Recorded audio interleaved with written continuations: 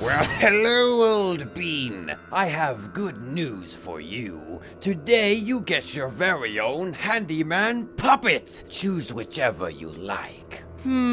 Such a hard choice. How about no? What? I am not going to choose a puppet.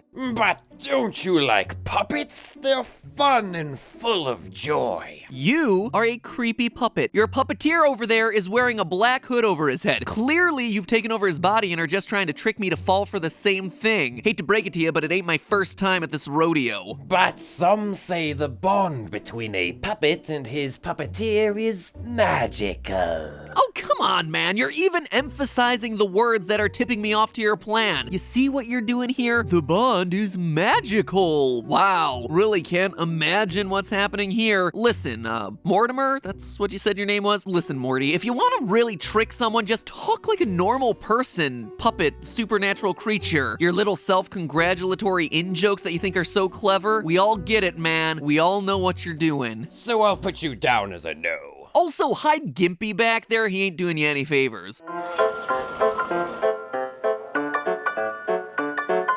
Hello, Internet! Welcome to Game Theory, the show that's now legally obligated to cover any indie horror title about friendly children's entertainment cursed with eternal life. Before we do that, though, a quick reminder that our brand new line of THEORYWEAR is available for pre-order right now. Jackets, hats, a wallet, an incredible holographic switch case, all designed for escaping in the great outdoors or the great indoors, depending on your restrictions. Enjoy a little release from the troubles that surround us and some fun new duds, even if it is just for your next Zoom meeting. All the links are down right below this video. In the meantime, today we're looking at the relatively unknown VR game, Hello Puppets, as it becomes the next in a long line to try to steal FNAF's throne. Like many a title I look into, this game too is steeped with ambiguity and hints at a deeper story behind what we see at the surface. So let me give you the spoiler warning up front. We're trying to solve the ambiguous ending to this game, which means that we'll be exploring all of the game's secrets, right up through the last moments. Also, I'm gonna task you with something. Just like Try to Fall Asleep, the other indie game that we recently covered that no one else had really talked about, this is a game that more people should be aware of and should be playing. So please tweet at your favorite horror game players and get them to take the Puppet Challenge, the Puppeteer playthrough, the Sock Puppet Slam.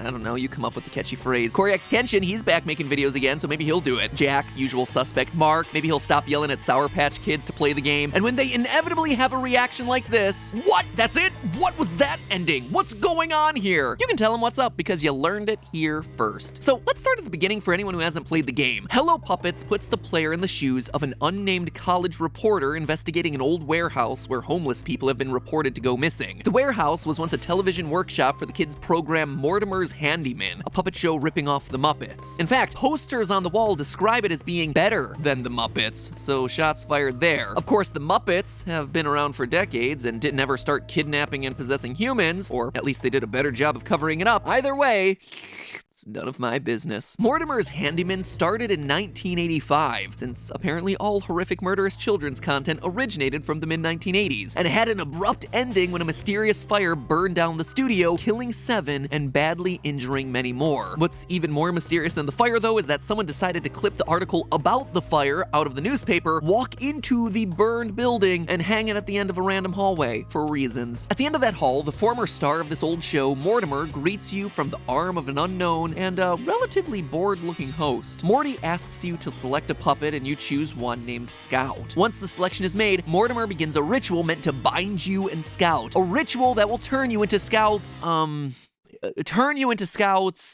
know that there's a word for this. It's an inanimate object that you control with your own body in order to make it seem like a living creature.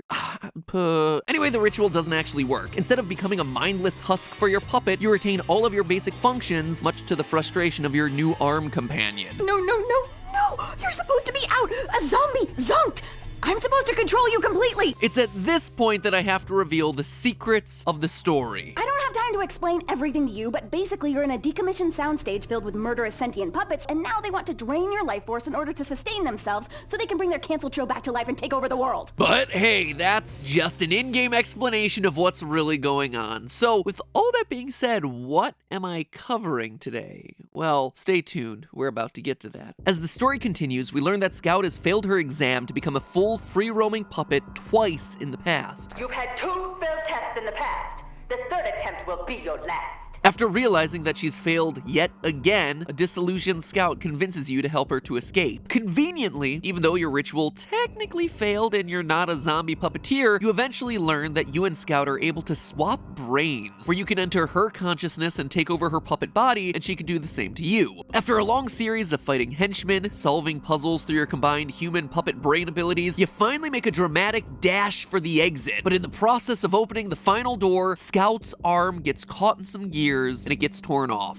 Over the next minute, Scout professes her friendship for you, before suddenly and inexplicably dying, leaving you to presumably escape onward into freedom. It's kind of sweet, but also logically a really weird moment. She lost her arm, sure, but she's still a puppet. It's not like she's bleeding out or beyond repair or anything. Everything around you in the game is some kind of torn apart and sewn back together version of an animal or a puppet, so immediately there's something here that doesn't make a whole lot of sense, but we'll come back to that. Right after she dies, you can remove Scout from your hand. The whole world gets washed out with a bright white light, and you find yourself sitting in a theater with a bunch of stuffed bears watching the credits. And from there, that's pretty much it. If you let the game keep running, you just start back where you originally began in the first hallway of the game, as though nothing ever happened. So, what happened? Did your character just escape? Did the puppets die? Most importantly of all, though, did we end up starting that talk show? Shake if you want the talk show. A talk show. I like that.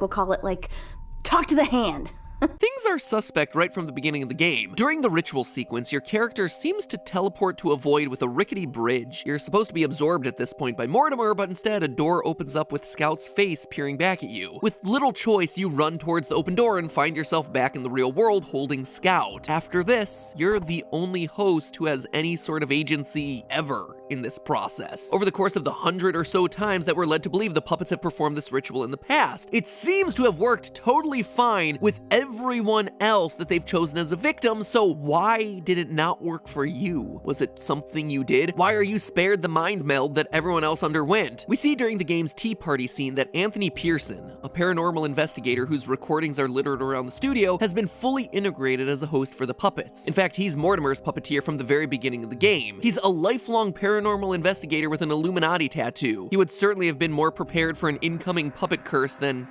you, college journalist, but somehow the ritual worked perfectly on him. That idea makes me scratch my little theorist head and ask, what if it wasn't you? What if this whole thing wasn't an accident? What if the entire time you were meant to not be fully under Scout's control? Mortimer was performing the same ritual we know that he's performed many, many times in the past. If the meat locker scene in this game is any indication, it may have been dozens to hundreds of times before this one moment. So this isn't the kind of glitch caused by inexperience or unfamiliarity. So what if instead we conclude that Scout couldn't take control of us because that wasn't her goal in the first place? What if we entertain the idea that you're working with Scout, your fight through the warehouse, and even your escape was all intentional? Let's look at the evidence. Both Mortimer, the leader of the Handyman, and Scout, your own personal puppet, seem to want you to escape from the get-go. Scout is obvious, right? She literally just tells you that if you can't escape, you both die. Mortimer, though, is a little more subtle in his pushing, but not entirely. And why is Mortimer helping us? That makes no sense. Aside from leaving bits of his security badge around for you to find, Mortimer explicitly gives you an opportunity to escape when you first meet him. Not even a tough opportunity either. He just wants you to pour tea with milk and sugar for each of the puppets. If you're British, you'd argue that you should have put the milk in first, but other than that, Mortimer isn't exactly quibbling over the details. When you succeed, Mortimer starts talking about letting you go. Host and Scout, I propose a competition.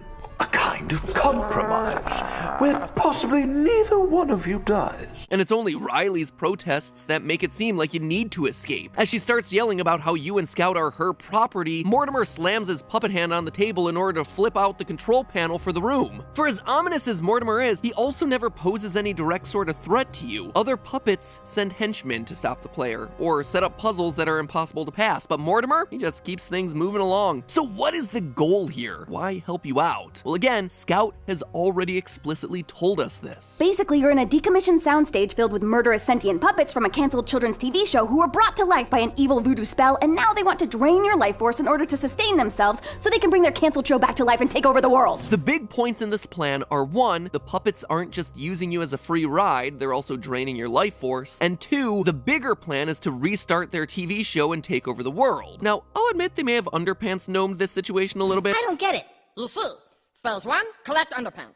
Phase 2, phase 3, profit. But it still paints a picture of what they hope to achieve. There are some hints throughout the game that they've already started recording whatever this new show is, but there's a bigger issue with making content than just the making of it. They need to broadcast it, at which point, presumably, it just takes over the world. I guess no one told them that cable isn't a thing anymore and that they're gonna have to contend with 8,000 different streaming services. But whatever, welcome to modern times. The point is that the logistics of getting a TV show on the airwaves, even if those airwaves are just YouTube internet waves, are a tough ask for a puppet who we established in the game as not being able to read. That's right, one of these puppets is even supposed to be a brilliant scientist, but they're totally illiterate, as you find out when you have to read everything for them in the game. So immediately we know that they need a real intact human being and not a zombie to get to the final stages of their master plan. They're gonna need people, or at the very least a little basic reading comprehension to actually air their show, which means that they're not gonna just want passive human hosts. They want that brain swapping ability that we see between you and Scout. Your connection between puppet and human isn't an accident there. It's a necessity for them to get what they want. From there, with that realization under our belt that this whole thing is intentional, we can finally speculate about a much bigger theory in this game.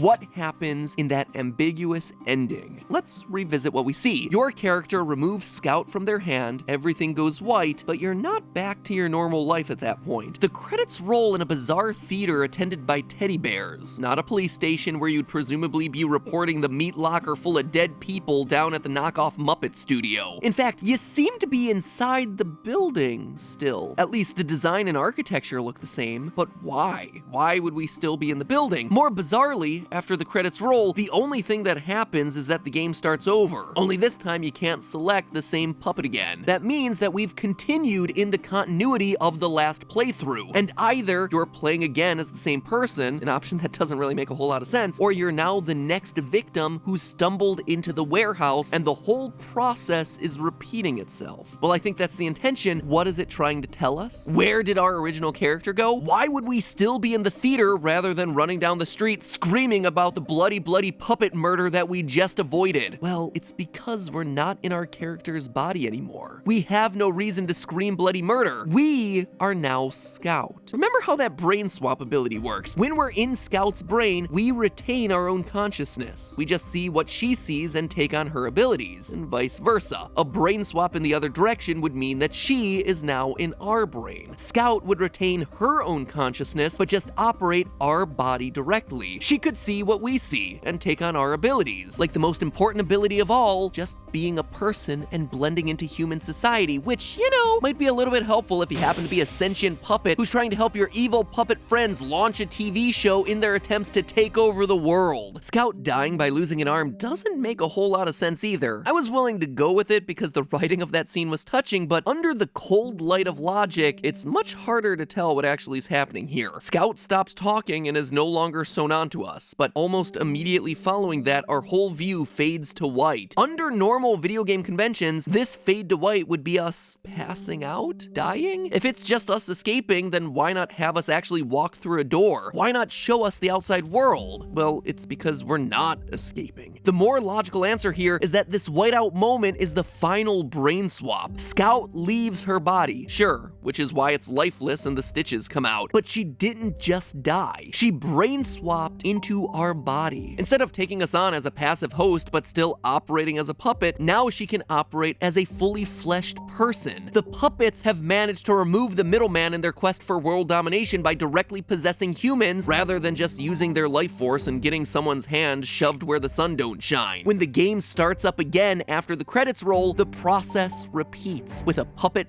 failing to take over your body, then coercing you into a false sense of security and camaraderie before making the ultimate brain hop and adding you to the crew of the world's deadliest kids TV show. At least as far as we know. Those Muppets are looking mighty shifty over there. But hey, that's just a theory. A game theory. Thanks for supporting this channel. Honestly, guys, the best ways to do that right now are to 1, watch more videos. No sweat, right? Just fall asleep to the FNAF playlist or work out while you're working your way through the Minecraft lore series, or if you're just really in the mood for cringe, go back to the early episodes. I dare you. Still looking to support us? Then move on to step 2. Check out our new line of THEORYWEAR that's ready to clothe your bod both indoors and outdoors this spring. This time around, we wanted to create pieces that felt super unique, whether it was a pullover jacket that folds into its own carrying case, a Pikachu backpack tag to give you a squeeze and help you through the day, or a gorgeous holographic Switch case to take your console wherever you're headed, even if it's just from your living room over to the kitchen. Almost every piece in this collection is made of ultra lightweight, easy to clean fabrics that are waterproof and wind resistant. Everything can be easily wiped down, washed, disinfected, and used indefinitely, including items like our vegan leather wallet and 5-panel hat that I keep calling my Twitch gamer hat, bro, because next thing you know, I'm gonna be sponsored by G Fuel. G Fuel! I've never actually tasted that. I assume it must be awful. Anyway, it's all designed to make you feel good and keep you having fun wherever you are, and a way for us to connect as a community in a year where I haven't been able to go to any events or see any of you in person, and that's a real bummer because I just love going to those sorts of things, you know, like gaming conventions, E3, VidCon, like seeing you guys in person. It makes this job feel real, you know, it makes it feel like what we're doing on this channel actually has an impact, and I'm missing that a lot this year, and I'm sure a lot of you are missing that with your favorite creators too, so we can't give you a hug in person, so here's a jacket to give you a hug instead, I suppose. Anyway, as a reminder, all of this stuff is pre-order, which means that if you want it, you can get it. We did it this way for 2 reasons. 1, to protect everyone in the factories who are working to make these in the first place. It allows us to extend our timelines out a little bit, just make sure that everyone is doing this in a healthy and safe way. And 2, you're not getting any of those artificial shortages. No sold out signs, unlike a lot of other YouTuber merch, and also toilet paper these days. Just as a reminder, the last day to place your pre-order has actually been extended to June 1st. So get your order in before June 1st and you'll be guaranteed to get whatever you want. I hope you love this stuff as much as I do. I've had so much fun wearing it over here. I really, really, really love the wallet, the Switch case, the Pikachu backpack tag. I'm not even a person who wears backpack tags, but it's just really cute, okay? It just makes me feel really happy every time I see him. So anyway, I had a lot of fun designing this stuff with the team, and I hope that it can at least do something to make your spring feel just a little bit more festive and a little bit more back to normal. Thank you as always for your support, especially at times like this where making a video actually costs more than it earns back in ad revenue. So little things like supporting THEORYWEAR actually add up to huge differences for the team over here as we work to deliver you videos every single week. So thank you, stay safe, and remember, it is just a theory. A game theory. I'll see you all next week.